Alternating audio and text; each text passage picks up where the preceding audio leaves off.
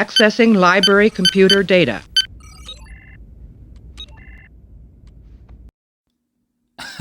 Like a rabid, horny Vulcan deep into Pon farr. I guess that means I'll die without it, right? Probably why current Star Trek is killing me, because I'm not getting what I need. And thanks for having me on, by the way. Um, I guess I just saw Star Trek at the right time. I was a kid, and my only real exposure to sci-fi was Star Wars and I guess comic books, but I hadn't seen any real cerebral sci-fi storytelling. And my mom was always a big fan of the original series, but I always avoided it for some reason. It wasn't until I met my friend Tommy, who is still my friend to this day, that I got really into it. He was a big Star Trek fan, so I have to give him the credit.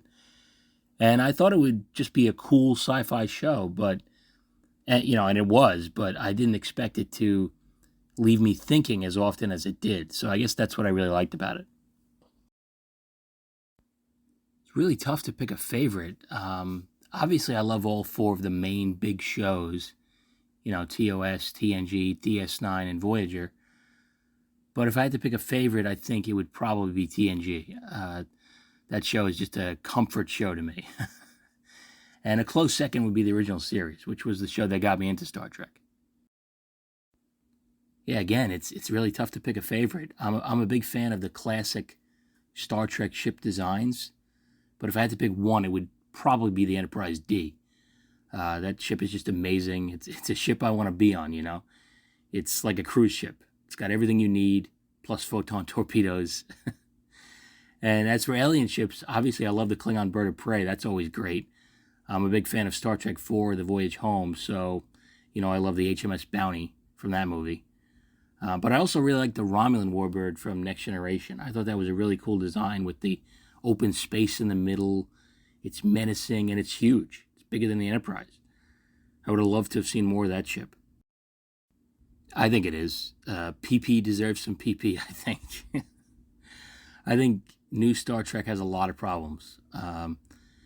The stuff I talked about that makes you think after the episode is over, that's gone.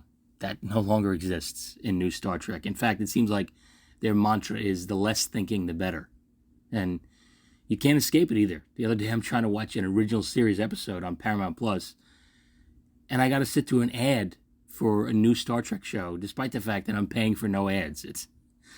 So I'm starting an episode that I love to watch, and I got a bad taste in my mouth already because it had to remind me of the current state of Star Trek. At the time, I thought the Abrams movies were kind of goofy, but ultimately harmless. But now I think they're kind of responsible for the Star Trek that we have now. Just that kind of mindless space action.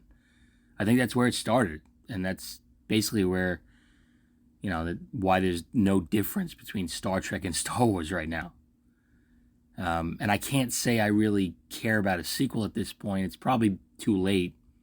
And they obviously have to find a way to manage without Anton Yelchin as Chekhov, who I thought was one of the standouts. So personally, I think it's probably better if they just leave it as it is. Yeah, I can't say I'm looking forward to anything involving new Star Trek. They call it new Star Trek, but it relies so much on legacy characters, it's ridiculous.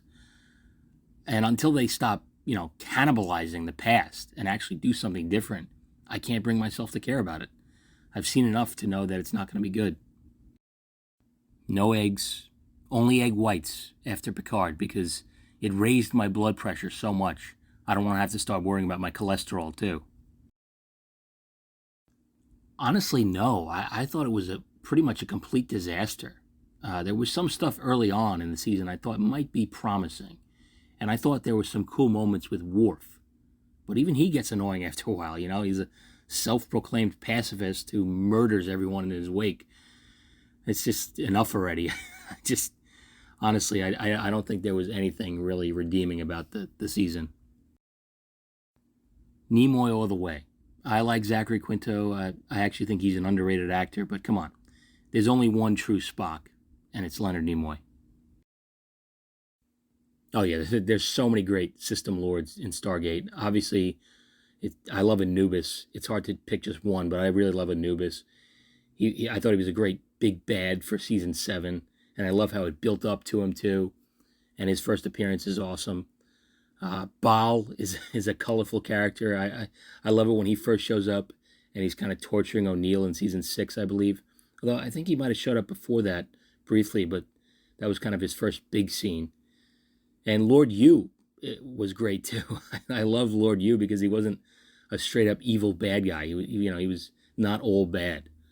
Stargate is a great show though. It's one of my all-time favorites. Very underrated in my opinion.